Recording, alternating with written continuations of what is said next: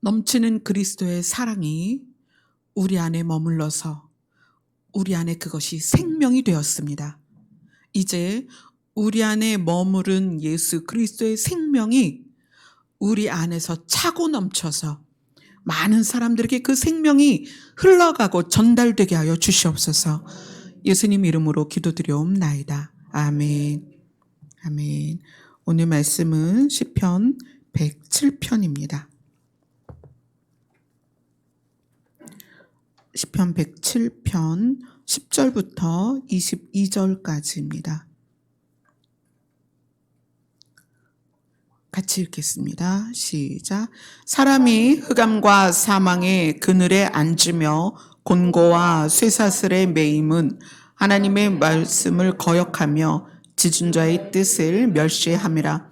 그러므로 그가 고통을 주어 그들의 마음을 겸손하게 하셨으니 그들이 엎드러져도 돕는 자가 없었도다.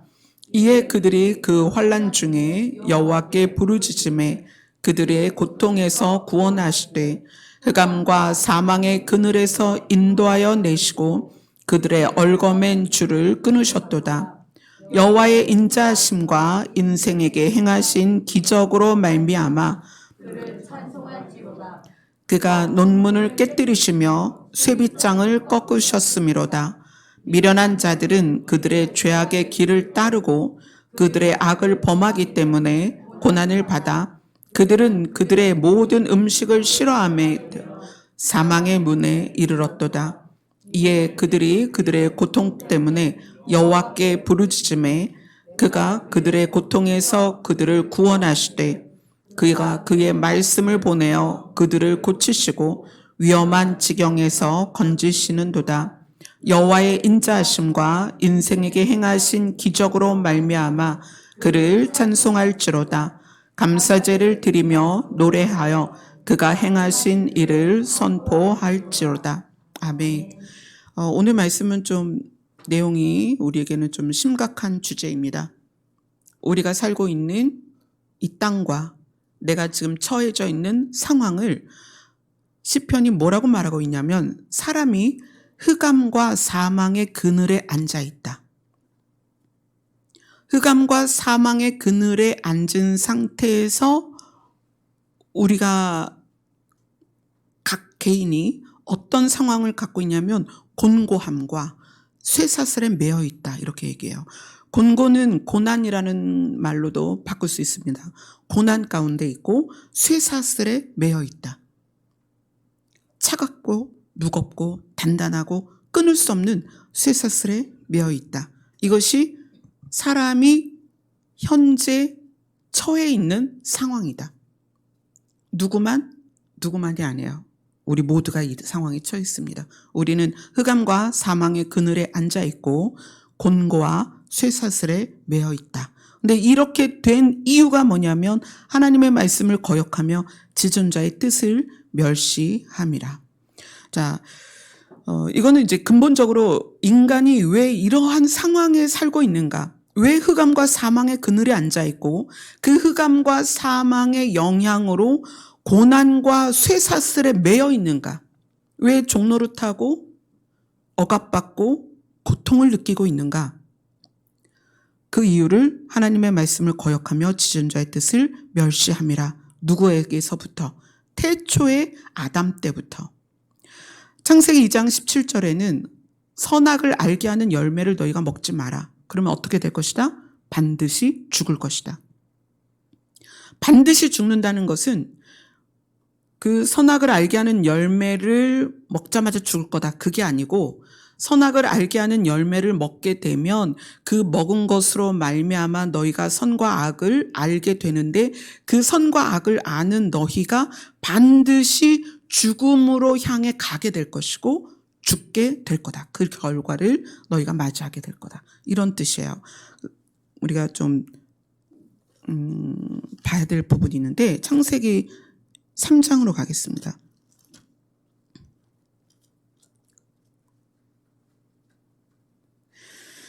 선악을 알게 하는 나무의 열매는 먹지 말라. 내가 먹는 날에는 반드시 죽으리라. 이렇게 말씀하셨어요. 그래서 창세기 3장에 보면 선악과를 먹게 된 계기와 하와로부터 그것을 왜 먹게 됐는지, 그 다음에 아담에게 어떻게 전달됐는지 과정이 쭉 나오죠. 그리고 나서 남편에게도 주매 그도 먹은지라, 그 다음에 뭐라고 얘기하냐면 7절을 같이 읽겠습니다. 시작.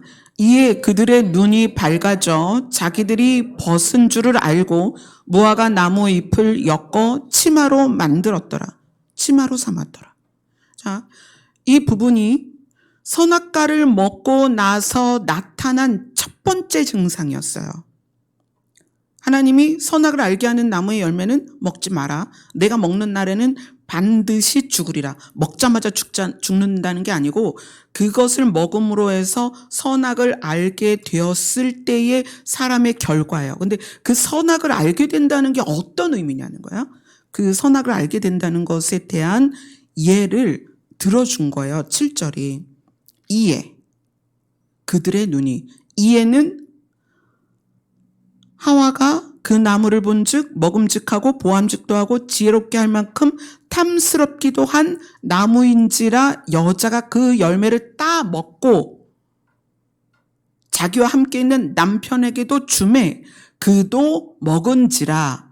이에 먹고 나서 먹은 것으로 말미암아 그들의 눈이 밝아져. 여기서는 밝아져라고 표현했지만 다른 성경은 그들의 눈이 열렸다 이렇게 표현해요. 그들의 눈이 열려서 자기들이 벗은 줄을 알고 이렇게 얘기해요. 그럼 그전에는 벗은 줄을 몰랐다.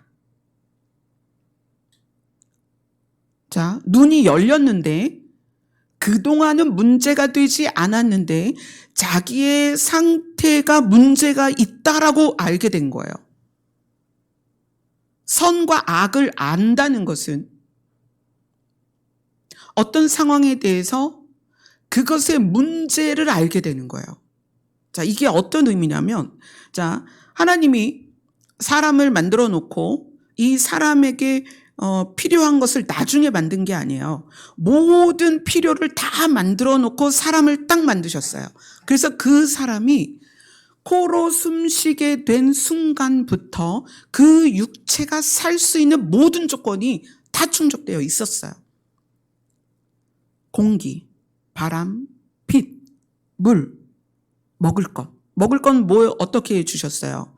씨 가진 열매와 씨 맺는 채소, 이것이 너의 먹을 것이다. 그렇게 얘기하셨어요. 근데 사람의 몸이 어떻게 영원히 살 수 있느냐? 모든 세포가 재생된다. 정말 신비로운 거예요. 사람의 몸은 모든 세포가 재생됩니다. 재생돼서 이 사람이 영원히 살 수 있는 육체의 그 본질을 갖고 있는 거예요. 여러분, 다치면 다친 데 3살이 오르잖아요. 그죠? 우리는 영원히 살 수 있는 몸을 가졌습니다. 그런데 그 중에 하나 또 어떤 게 있냐면, 사람은 햇빛을 받아야만 살게끔 돼 있어요. 그래서 이 육체가 음식으로 섭취하는 영양분이 있지만 햇빛에 의해서 저절로 생기는 영양분이 있어요. 대표적인 게 비타민 D죠. 비타민 D는 햇빛을 받으면 저절로 몸에 생겨요. 우리가 이제 날씨 좋을 때 나가서 광합성을 하긴 해요. 하지만 그걸로는 부족해요. 의사들이 말하는 햇빛을 받는다는 것은 온 몸으로 전체적인 햇빛을 받아야 몸에서 비타민 D가 충분히 나옵니다. 그래서 현재 우리는 모두 비타민 D 부족을 겪고 있어요. 사람의 몸은 햇빛을 통해서 비타민 D를 받아서 뼈가 튼튼하게 되도록 만들어졌다. 그러니까 아담과 하와가 이 몸에 무엇을 걸치도록 되어 있지 않습니다. 해나 바람이 그들을 상하게 하지 않습니다. 그들의 벗은 몸은 오히려 선악을 알게 하는 열매를 먹기 전에는 문제가 없었다는 거예요. 벗었다는 것이, 벗었다는 개념이 아니라 하나님이 만드신 창조의 원리대로 햇빛을 받아서 비타민 D가 내 몸에서 형성돼서 뼈가 튼튼해지는 이유였다는 거예요.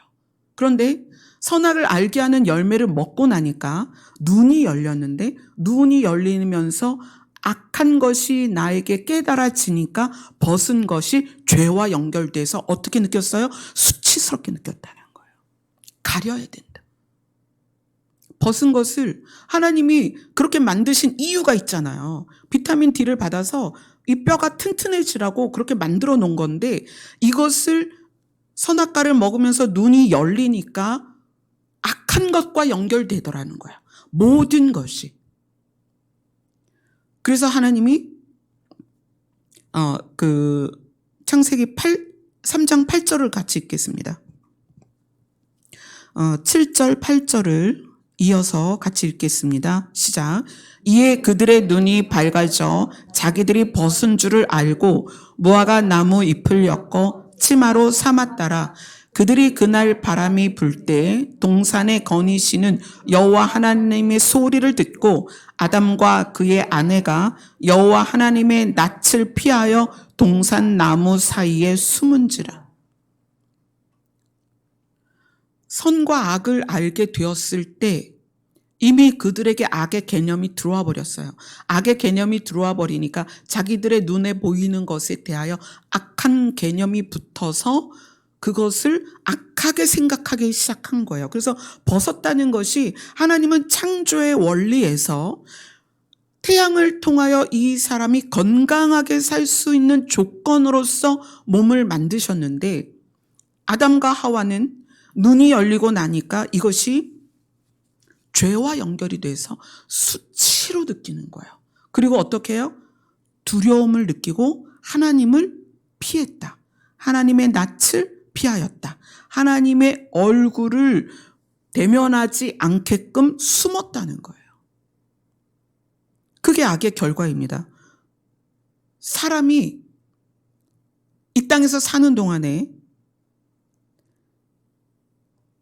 들어온 그 악의 개념은 우리가 사물을 보던 상황을 마주하던 그것이 늘 작용되어 있다는 거예요. 그래서 우리가 스스로 거룩할 수 없다는 거예요. 우리는 이미 악한 개념이 들어왔는데, 우리는, 그러면 하나님은요? 그러니까 하나님이 그렇게 말씀하시죠? 우리처럼 선과 악을 알게 되었으니, 자, 우리 중에 하나, 그게 어디에 나오냐면 창세기 3장 22절입니다. 창세기 3장 22절 같이 있습니다. 여호와 하나님이 이르시되 보라, 이 사람이 선악을 아는 일에 우리 중 하나같이 되었으니 그가 그의 손을 들어 생명나무 열매도 따먹고 영생할까 하노라 하시고. 우리 중 하나같이 되었다. 성부 하나님, 성자 하나님, 성령 하나님이 선악을 아세요. 그분들은 선악을 아시지만 악을 이길 수 있어요. 왜냐하면 그분의 본질이 사랑이기 때문에. 그분은 이미 사랑이시기 때문에 사랑은 허다한 죄를 덮습니다. 죄가 일어날 그 동기들을 사랑은 덮어버린다는 거예요. 그래서 하나님은 악에 대한 개념은 있지만 악에 대하여 분별할 수 있고 악을 알 수 있어요. 하지만 하나님의 본성이 사랑이기 때문에 악한 것에 끌려가지도 않고 악을 선택하지도 않는 분이에요. 어떻게 하세요? 악을 다스리시는 분이에요.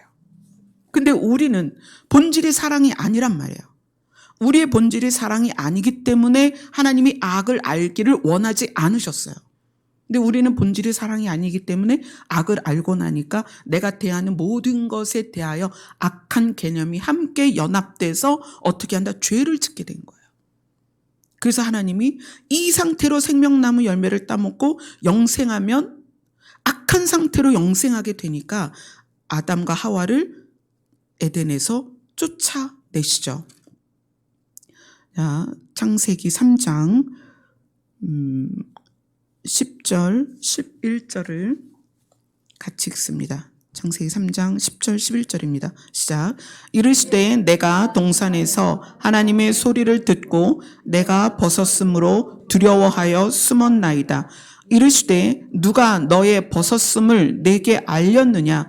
내가 내게 먹지 말라 명한 그 나무 열매를 내가 먹었느냐? 벗었다는 것이 수치와 두려움이 됐다는 것은 이미 악한 개념이 들어와서 벗은 아담과 하와가 벗고 살아야 하는 이유에 대한 왜곡이 일어난 거예요. 원래는 하나님이 사람을 태양으로부터 태양빛을 받아서 그 태양빛에 의하여 뼈가 건강해지는 원리로 벗은 것인데 그 벗은 이유가 죄와 연결이 돼서 두려워한 거예요. 그래서 하나님이 누가 너의 벗음을 너에게 알려주었느냐? 너가 벗었다는 것을 안다는 것은 악한 개념이 너에게 들어온 거다. 자, 아담에게 그 악한 개념이 들어오니까 하나님에게 뭐라고 대답을 하냐면 아담이 이르되 하나님이 주셔서 나와 함께 하신 여자 그가 그 나무 열매를 내게 주어 내가 먹었나이다. 자, 이제 모든 생각과 대답이 삐딱하죠.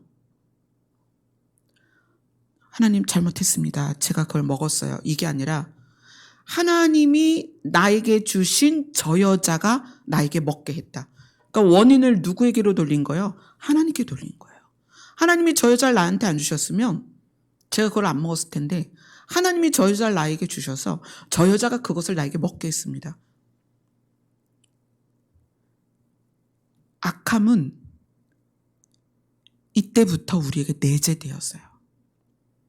모든 상황에 대해서 왜곡하고 오해하고 삐뚤어지고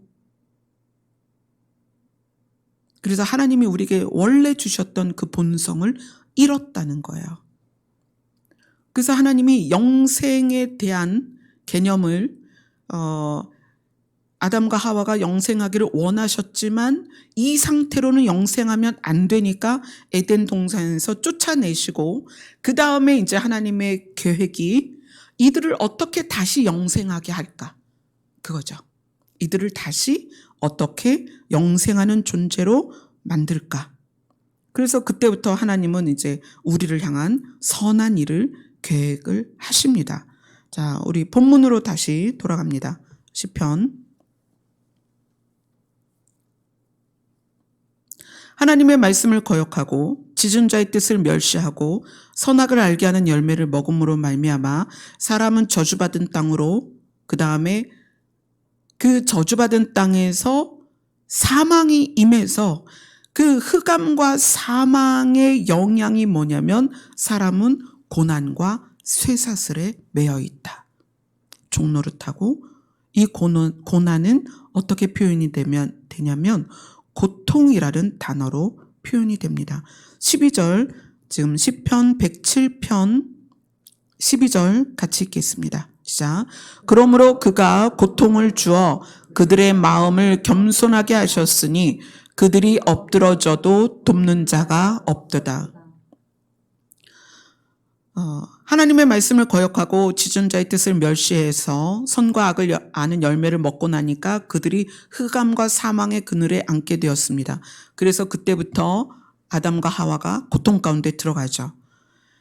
이 하와에게 준 고통은 이제 아이를 잉태하는 것에, 그 다음에 출산하는 것에 대한 고통, 그 다음에 아담에게는 너의 근원이 되는 흙을 갈아서 거기에서 채소를 나게 해서 그것을 통해서만 먹고 살 수 있게끔, 그래서 너의 인생 자체가 이제 고난이다, 이렇게 이야기를 하셨어요. 근데 왜 그랬느냐?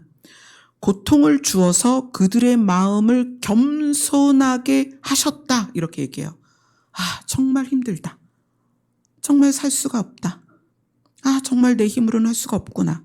그들이 엎드러져도 돕는 자가 없었도다. 이 얘기는 사람의 힘으로 할 수 없다라는 것을 느끼게끔 했다는 거예요. 자, 13절 같이 읽겠습니다. 시작. 이에 그들이 그 환난 중에서 여호와께 부르짖음에 그들의 고통에서 구원하시되. 고통이 주는 유익이죠. 그들이 고통 가운데 있고 내 힘으로는 할 수가 없구나. 사람들이 아무리 옆에서 돕는다고 해도 근본적인 고통을 벗어날 수 없다는 것을 깨닫고 그래서 비로소 사람들이 신을 향하는 거예요. 사람의 힘으로 안 되는구나. 그래서 그들이 신의 이름을 부르는 거예요. 그들이 환난 중에 여호와께 부르짖음에 그들의 고통에서 구원하시되. 14절 같이 읽습니다. 시작. 흑암과 사망의 그늘에서 인도하여 내시고 그들의 얽어맨 줄을 끊으셨도다. 자, 이것을 무엇이라고 말하느냐? 15절 같이 읽습니다. 시작. 여호와의 인자하심과 인생에게 행하신 기적으로 말미암아 그를 찬송할지로다. 그 고통 가운데에서 흑암과 사망의 그늘에서 인도하여 내신 것을 인생에게 행하신 기적이다 라고 표현을 해요. 우리는 기도를 할 때 보통은 우리에게 닥친 고통을 벗어나게 해달라고 기도를 합니다. 근데 물론 하나님께서 우리가 고통 가운데 환난 가운데 여호와께 부르짖으면 그들의 고통에서 구원하십니다. 그래서 어떤 문제가 해결되기도 하고 또 질병이 낫기도 하고 그렇습니다. 그런데 우리가 사는 세상은 흑암과 사망의 그늘 안에 있는 세상입니다. 우리가 그걸 이해해야 돼요. 우리가 사는 세상을 이해를 해야 돼요. 우리가 사는 세상은 흑암과 사망의 그늘 아래 있습니다. 그래서 우리가 고통을 벗어나는 것을 단기적인 목표로 한다면 우리는 그것을 늘 반복합니다. 왜냐하면 그 고통은 흑암과 사망의 영향이기 때문에 우리는 고통을 영원히 벗어날 수가 없어요. 여러분이 기도할 때 그 기도의 내용을 지금 겪고 있는 고통을 벗어나는 단기적인 목표로 삼지 말라는 거예요. 그걸 벗어나면 고통이 없을 것 같지만 이미 우리는 흑암과 사망의 그늘 아래 앉아 있기 때문에 우리의 고통은 반복됩니다. 자, 물질적으로 어려움을 겪는 경우에 이렇게 기도를 하죠. 하나님, 사업이 잘 되게 해주세요. 아니면 좋은 직장에 가서 월급을 좀 많이 받게 해주세요. 아니면 뭐 로또를 맞게 해주세요. 그래서 하나님이 그걸 다 들어주셨다고 쳐요. 좋은 직장에 가서 월급 많이 받고 사업이 잘 돼서 연 매출 막 몇십억 몇백억 되고 또 아니면 로또 맞아가지고 한 번에 20억 당첨이 되고, 자, 그러면 그 인생에 고통이 없을까요? 우리가 질병이 걸렸을 때는 질병을 고쳐달라고 하죠. 왜냐하면 그거는 실제적인 고통이니까. 이 고통이 신체적인 고통이 있고 심리적인 고통이 있는데 신체적인 고통은 직접적이기 때문에 더 사실 기도를 간절하게 하게 돼요. 제가 그 고관절 염증 있을 때 걸을 수가 없으니까 통증이 너무 심해서 제가 늘 말씀드리죠. 저는 그때 진통제를 하루에 16알씩 먹었다. 맥시멈으로 16알씩 진통제를 먹고 그게 또 안 들을 때는 어쩔 수 없이 그 고통을 지나가는데 그땐 그렇게 생각했어요. 하나님, 제가 걸어서 교회를 갈 수 있을까요? 고통 가운데. 바닥을 벅벅 기어서 화장실을 갔다 와야 되고 바닥을 벅벅 기어서 아기에게 분유를 타주던 그때에는 내가 정말 두 다리로 걸을 수 있을까? 그렇게 생각했어요. 근데 하나님께서 찾아와 주셔서 질병을 고쳐주시고 그 많이 먹던 진통제를 끊고 그리고 걸어서 교회를 가게 됐어요. 그 기쁨이 얼마나 갈 것 같아요. 우와, 내가 이제 통증이 없다. 그것을 지금까지 얘기할 것 같아요? 아니요. 한두 달이면 끝납니다.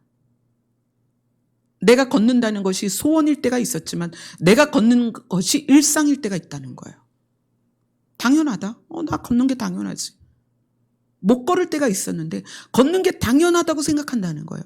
지금 제가 걷는 거에 감사하다고 기뻐할까요? 아니 하나님께 뭐 감사하다고 예물을 드릴까요? 아니요. 저는 지금 걷는 걸 당연하게 생각합니다.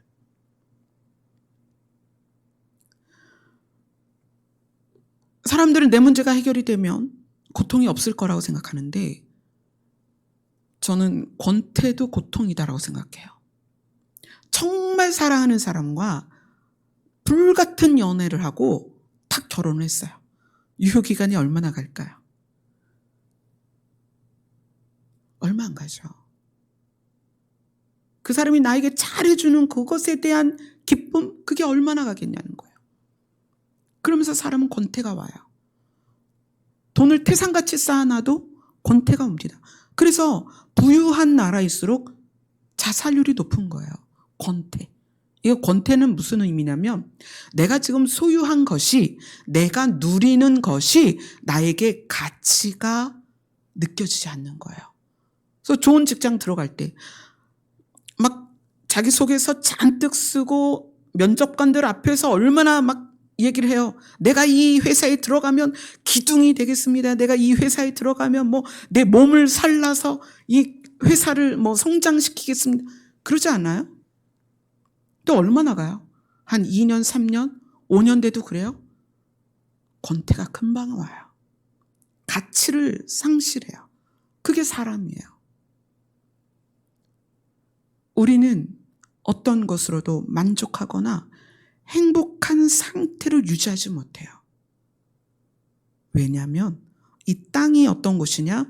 흑암과 사망으로 덮여서 우리가 서 있는 곳은 흑암과 사망의 그늘 아래란 말이에요. 그래서 우리는 늘 곤고하고 고난이 있고 고통스러우며 쇠사슬에 매인 것 같은 삶을 산다는 거예요. 물론 단기적인 고통을 하나님이 해결해 주시고 우리를 그 안에서 구원하시기는 합니다. 그러나 그것이 목적이 아니라는 거예요. 자, 고통과 고난은 이 땅 자체의 특성입니다. 그런데 이 땅 자체의 특성인 고통과 고난을 더 또 극대화하는 상황이 또 있어요. 그게 이제 17절부터 나오는데 시편 107편 17절부터 18절까지 같이 읽습니다. 시작. 미련한 자들은 그들의 죄악의 길을 따르고 그들의 악을 범하기 때문에 고난을 받아 그들은 그들의 모든 음식을 싫어하게 되어 사망의 문에 이르는도다.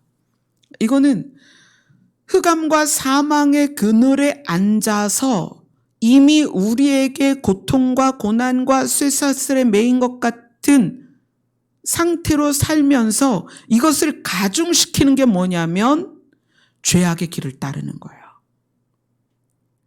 흑암과 사망 안에 있으면서 죄악의 길까지 따라가니까 그들이 그 악에 의한 고난, 내가 악을 행한 것에 의한 고난까지 더해져서 그들이 어떻게 됐다? 사망의 문에 이르렀도다. 음식물을 싫어하게 되어, 이거는 진짜 인생 살기 싫을 정도로 그렇게 힘든 상황에서 죽을 정도로 되었다는 거예요. 그러나 그럼에도 불구하고 그들이 흑암과 사망의 그늘에 앉아서 죄악의 길을 따르던 그들조차도 그들의 고통 때문에, 자, 이건 19절입니다. 같이 읽습니다. 시작. 이에 그들이 그들의 고통 때문에 여호와께 부르짖음에 그가 그들의 고통에서 그들을 구원하시되. 이것이 하나님의 마음이죠. 하나님은 사람이 에덴에서 쫓겨난 다음에 그들에게 영생을 회복시킬 계획을 세우신 거예요. 그것을 선한 일이다. 하나님이 선한 일을 시작하셨다. 이렇게 표현을 해요. 그런데 이 흑암과 사망의 그늘에 앉아서 이미 주어진 고난이나 고통 가운데 있으면서 죄악의 길을 따라 그 죄 때문에 받는 고난까지 겹친 그들이 그럼에도 불구하고 그들의 고통 때문에 여호와께 부르짖으면 하나님은 그들조차도 고통에서 구원하십니다. 아멘. 그것이 하나님의 사랑이십니다. 그런데 그들을 어떻게 구원하신다? 107편 20절입니다. 20절 같이 읽습니다. 시작. 그가 그의 말씀을 보내어 그들을 고치시고 위험한 지경에서 건지시는도다. 구원하시되 어떻게 구원하신다? 고치고 구원하신다. 그것이 하나님이세요. 그래서 그것에 대해서 무엇이라고 말하냐? 107편 21절을 같이 읽습니다. 여호와의 인자하심과 인생에게 행하신 기적으로 말미암아 그를 찬송할지로다. 죄악의 길을 따라가는 자들까지도 그들이 여호와께 부르짖으면 하나님은 그들을 고치시고 건지셔서 구원하신다는 거예요. 그것이 무엇이다? 인생에게 행하신 기적이다. 아멘. 고통의 유익은 106편에도 잘 나타나 있습니다. 우리가 시편 106편 44절부터 46절까지입니다. 같이 읽습니다. 시작. 그러나 여호와께서 그들의 부르짖음을 들으실 때에 그들의 고통을 돌보시며 그들을 위하여 그의 언약을 기억하시고 그 크신 인자하심을 따라 뜻을 돌이키사 그들을 사로잡은 모든 자에게서 긍휼히 여김을 받게 하셨도다. 하나님은 고통 가운데 부르짖으면 하나님은 그들의 고통 가운데서 그들을 돌보시고 하나님의 약속을 기억하시고 그들을 긍휼히 여김을 받게 하셔서 어떻게 하시는 거예요? 구원하신다. 자, 고통이라는 것을 조금 더 다른 측면으로 봅시다. 흑암과 사망의 그늘 아래 있기 때문에 인간은 고통스럽습니다. 그런데 하나님은 그 고통을 사용하십니다. 여기서 보면은 그러므로 그가 고통을 주어 그들의 마음을 겸손하게 하셨으니, 여기서 이 고통을 주어 그들의 마음을 겸손하게 하셨다는 것을 하나님께서 막 쫓아다니면서 너 잘못했지 막 때리고, 쫓아다니면서 너 잘못했지 그리고 막 불을 쏟아붓고 이런 의미가 아니고, 흑암과 사망의 그늘 아래 있는 이 세상은 고통 덩어리라는 거예요. 이미 고통이 주어진 곳이에요. 그래서 그 땅의 특징이 가시와 엉겅퀴를 낸다. 가시와 엉겅퀴를 내기 때문에 우리는 지나기만 해도 스쳐서 피가 나고 따갑고 상처가 나는 거예요. 세상은 이미 그런 곳이에요. 그럼에도 불구하고 하나님은 그 고통을 사용하셔서 우리를 하나님께로 돌아오게 하고 구원받게 해서 영생을 얻게 하신다. 자, 이 개념 아래에서 무엇을 우리가 살펴야 되냐면, 사람들이 고통을 당할 때 그것을 흑백 논리로 얘기를 해요. 너 믿음이 없어서 지금 그 고통을 당하는 거야. 기도를 적게 해서 그 고통을 당하는 거야. 네가 죄가 있어서 그 고통을 당하는 거야. 그러면 기도를 많이 하면 고통이 없어요? 잘 생각해 보세요. 기도를 많이 하면 그다음부터 고통이 없을까요? 기도를 많이 하면 질병이 없을까요? 이거 굉장히 심각한 개념이에요. 사람들이 우리가 살고 있는 땅의 습성을 몰라서 그래요. 우리가 살고 있는 땅은 흑암과 사망의 그늘 아래에 있는 땅이기 때문에 우리는 언제든 고통을 당할 수 있는 곳이다. 이걸 여러분이 이해하셔야 돼요. 이것을 나나 타인에게 이렇게 적용해요. 너 무슨 죄 지었어? 너 회개 못한 거 있지? 그걸 자기에게 적용하면 내가 왜 이런 고통을 당할까? 내가 무슨 죄를 졌지? 이거는 긍정적인 효과는 있죠. 죄악의 길을 따라서 그들이 죄악을 범함으로 받는 고통이 있기 때문에 그것에 의해서 내가 나를 성찰하고 돌아보는 계기가 될 수는 있어요. 그러나 모든 것을 죄의 결과다라고 보면 내가 하나님 앞에 갈 수가 없어요. 또 타인을 향해서도 모든 것을 죄악의 결과다라고 보면 그 사람이 하나님께서 얼마나 그를 사랑해서 그를 영생으로 인도하실 건가에 대한 생명의 비밀을 알 수가 없다는 거예요. 그래서 여러분은 그걸 이해하셔야 됩니다. 이 땅은 우리가 기도를 안 해서도 아니고 믿음이 없어서도 아니고 우리가 죄 때문도 아니고 이 세상은 흑암과 사망의 그늘 아래 있는 곳이다. 그걸 여러분이 이해를 하셔야 돼요. 그래서 고통을 벗어나는 걸 목적으로 기도하지 말라는 거예요. 그 고통을 벗어나도 또 고통이 있고 그 어려움을 벗어나도 또 어려움이 있고 질병을 벗어나도 또 다른 질병이 있다는 거예요. 그것을 타인에 대하여 죄 때문이다. 기도하지 못해서다. 회개하지 않아서다. 이렇게 말하지 말라는 거예요. 그 대신 어떻게 해야 된다? 고통과 고난 가운데 우리는 여호와의 이름을 부르면 되는 거예요. 고통과 고난이 이 세상에 주어진 이유는 우리를 겸손하게 해서 신을 찾게 하는 도구라는 거예요. 그거는 정죄나 비난하는 도구로 사용해서는 절대 안 되는 것입니다. 우리는 누구도 고통이나 고난을 비켜갈 수 있는 사람이 하나도 없어요. 이 세상이 그런 곳이기 때문에. 그래서 그것을 어떻게 사용해야 된다? 하나님께로 가는 도구로 사용해야 된다. 왜냐하면 하나님은 우리를 아담과 하와를 에덴에서 쫓아내서 가시와 엉겅퀴가 나는 저주받은 땅으로 보내놓고 그들에게 그 고통을 통해서 그들의 마음을 겸손하게 하시고 그리고 그들을 영생으로 인도하게끔 하나님은 그렇게 지금까지 일하고 계시기 때문에 내가 고통 가운데 있든 상대가 고통 가운데 있든 우리는 뭘 하면 되는 거예요? 하나님의 이름을 부르면 되는 거예요. 하나님께 가면 되는 거예요. 그러면 하나님은 오셔서 우리의 고통에서 우리를 구원하시는데 단기적인 구원도 있지만 단기적인 구원을 반복하면서 우리는 어디로 간다? 영원한 구원으로 간다. 완전한 곳으로 간다. 아멘. 자, 요한복음 우리가 여기를 보겠어요. 시편 107편 20절입니다. 같이 읽습니다. 시작. 그가 그의 말씀을 보내어 그들을 고치시고 위험한 지경에서 건지시는도다. 자, 요한복음 1장으로 갑니다.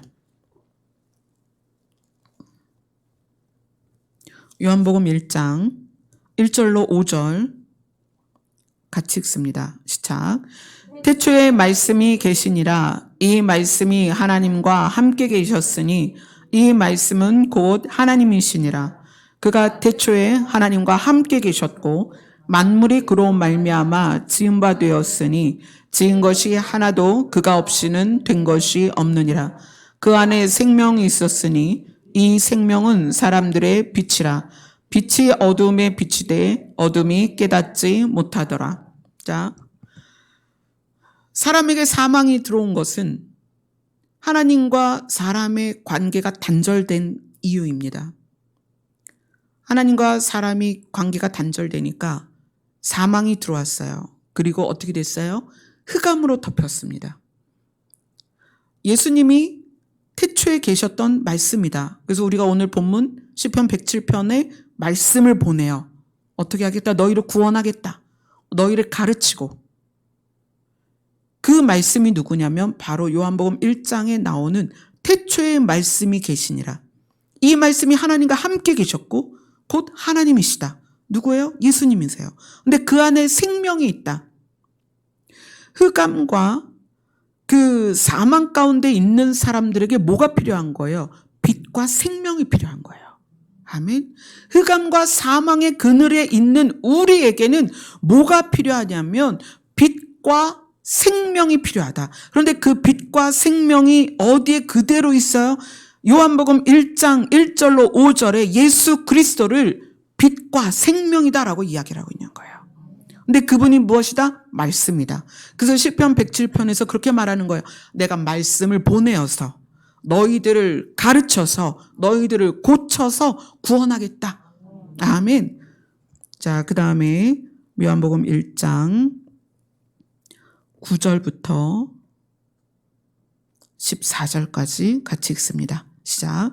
참 빛, 곧 세상에 와서 각 사람에게 비추는 빛이 있었나니 그가 세상에 계셨으며 세상은 그로 말미암아 지은 바 되었으되 세상이 그를 알지 못하였고 자기 땅에 오매 자기 백성이 영접하지 아니하였으나 영접하는 자 곧 그 이름을 믿는 자들에게는 하나님의 자녀가 되는 권세를 주셨으니 이는 혈통으로나 육적으로나 사람의 뜻으로 나지 아니하고 오직 하나님께로부터 난 자들이니라. 말씀이 육신이 되어 우리 가운데 거하심에 우리가 그의 영광을 보니 아버지의 독생자의 영광이요 은혜와 진리가 충만하더라. 아멘. 하나님이 아담과 하와를 에덴에서 쫓겨나시고 그들이 그 죽음을 소유한 상태로, 사망이 소유된 상태로 영생할까봐, 또 죄악 가운데 있는 상태로 영생할까봐 그들을 쫓아내시고 죄 가운데가 아닌 죄가 없는 상태로 영생하도록 하기 위해서 하나님이 시작한 선한 일이 뭐다? 그의 아들을 세상에 보내신 거다. 근데 그 아들이 참 빛이고 그 빛 안에 생명이 있다. 참 빛이신 그분 안에 생명이 있어서 이 빛이 되시고 생명이 되시는 예수님이 이 땅에 오심에 우리가 흑암과 사망의 그늘에서 해방되게 되었다는 거예요. 아멘. 그런데 흑암과 사망의 그늘에서 해방된 것을 이 땅에서는 단기적으로 누리지만 하나님은 그것을 단기적으로 누리는 것을 넘어선 장기적인 누림이 있다는 거예요. 이거는 영원한 누림입니다. 자, 봅시다. 요한계시록으로 갑니다. 요한계시록 21장입니다.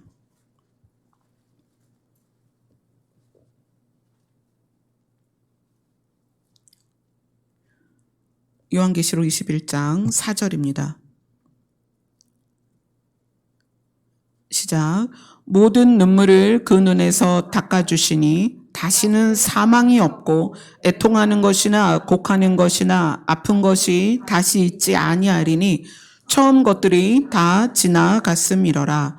아멘. 21장 23절로 25절입니다. 같이 읽습니다. 시작. 그 성은 해나 달의 비침이 쓸데없으니 이는 하나님의 영광이 비치고 어린 양이 그 등불이 되심이라. 만국이 그 빛 가운데로 다니고 땅의 왕들이 자기 영광을 가지고 그리로 들어가리라. 낮의 성문들을 도무지 닫지 아니하리니 거기에는 밤이 없음이라. 아멘. 계시록 22장 5절입니다. 같이 읽습니다. 시작. 다시 밤이 없겠고 등불과 햇빛이 쓸데없으니 이는 주 하나님이 그들에게 비치심이라. 그들이 세세토록 왕 노릇 하리로다. 아멘.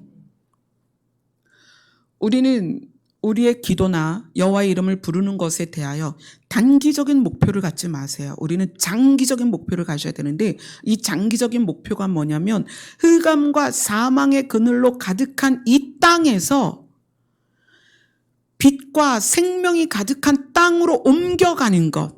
아멘. 그것을 여러분이 기도하셔야 됩니다. 그것이 여러분의 목표가 되어야 돼요. 단기적인 목표는, 단기적인 회복은 있지만 다시 고통이 반복되는 것을 통해서 어떤 느낌이 드냐면 내가 죄를 이기지 못하나 봐. 사단에게 내가 지나 봐. 이런 생각을 해요. 사단에게 져서도 아니고 내가 죄에 취약해서도 아니고 내가 능력이 없어서도 아니고 내가 죄가 많아서도 아니고 내가 기도가 약해서도 아닙니다. 기도빨이 약해서 내가 또 병이 드는 게 아니라 이 세상이 그렇다는 거예요. 이 세상은 흑암과 사망으로 뒤덮인 곳이에요. 이 땅을 이해하셔야 됩니다. 그러니까 사람들이 이것을 이해하지 못하니까 계속 사람들을 비난하는 거예요. 네가 기도를 안 해서 이런 일이 생겼어. 네가 믿음이 없어서 이런 일이 생겼어. 네가 믿음이 부족해서 이것을 못 이겼어. 그게 아니라는 거예요. 물론 단기적으로 우리들이 모든 상황에서 이기고 승리할 필요는 있습니다. 우리가 하나님의 자녀니까. 그러나 이 땅은 흑암과 사망의 그늘 아래 있기 때문에 모세도 가나안에 못 들어가고 바울도 자기 질병이 안 고쳐졌다는 거예요. 그게 무엇이냐? 우리는 고통을 이기거나 고통에서 벗어나려고 교회 다니는 게 아니라는 거예요. 아멘. 우리의 목표는 그게 아니에요. 죄 가운데서 이 흑암과 사망의 그늘에서 살다가 그 죄악을 따라 사망으로 끌려가지 말고 이곳을 벗어나서 어둠이 없고 사망이 없는 곳으로 가자는 거예요.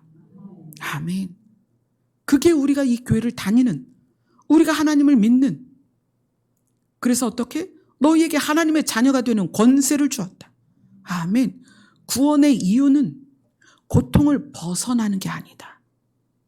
오늘 우리가 읽은 시편 107편은 우리가 가지고 있는 성경 66권 중에 고통이라는 단어를 한 장 안에 가장 많이 갖고 있는 게 시편 107편이에요. 시편 107편 외에는 드문드문 고통이란 단어를 쓰지만 시편 107편 안에는 고통이라는 단어가 굉장히 여러 번 나와요.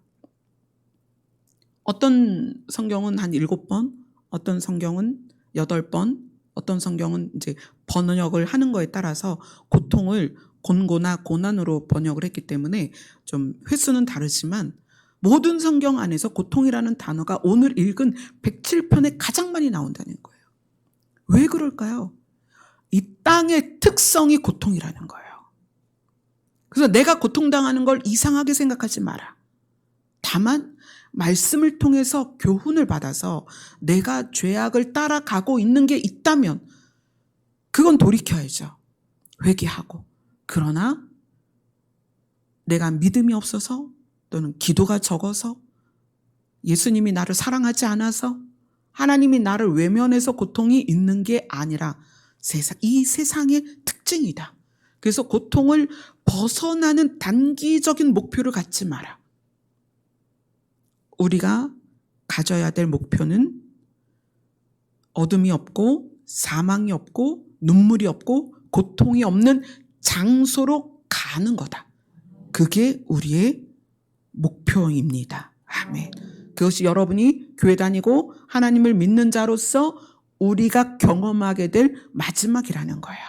아멘. 시편 107편 말씀을 여러분들이 집에서 쭉 읽어보시면 굉장히 은혜가 되실 거예요. 하나님은 선과 악을 다 아시지만 그 본질이 사랑이기 때문에 악을 다스리고 죄를 덮을 수가 있습니다. 그러나 우리는 본질이 사랑이 아니기 때문에 선과 악을 알게 되었을 때 모든 것을 악과 연결해서 죄를 짓게 되어 있다. 그래서 우리는 거룩해야 되는데 그 거룩이 뭐다? 하나님께로 가는 것입니다. 그분과 연합하는 것입니다. 그래서 이 흑암과 사망이 덮여있는 흑암과 사망의 그늘 아래서 고통하고 신음하는 우리가 반드시 이곳을 떠나야 된다. 그리고 어디로 가야 된다? 하나님이 예비하신 곳으로 가야 된다. 아멘.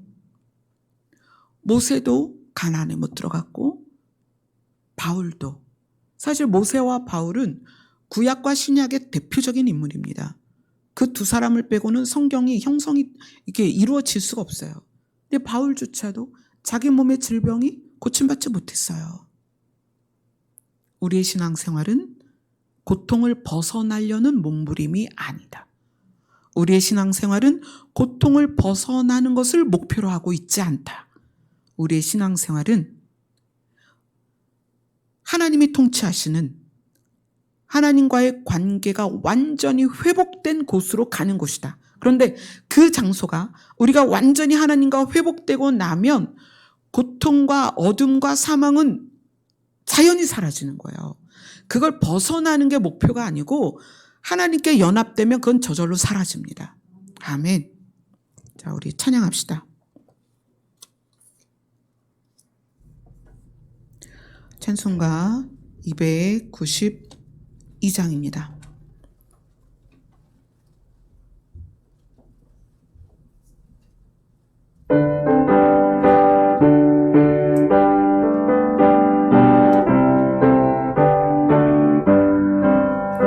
주 없이 살 수 없는 죄인의 구주여, 그 귀한 나의 피로 날 구속하소서. 구주의 사랑으로 흘리신 보혈이 내 소망 나의 위로 내 영광 됩니다.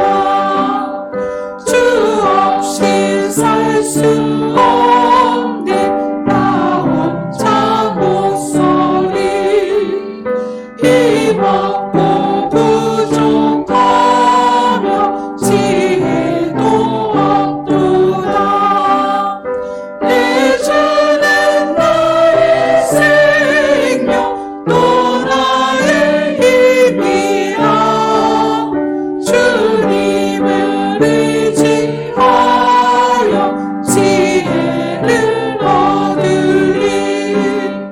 주 없이 살 수 없는 내 주는 아신다. 내 영의 깊은 간구 마음의 소원을 주밖에 나의 마음이 알아주리요.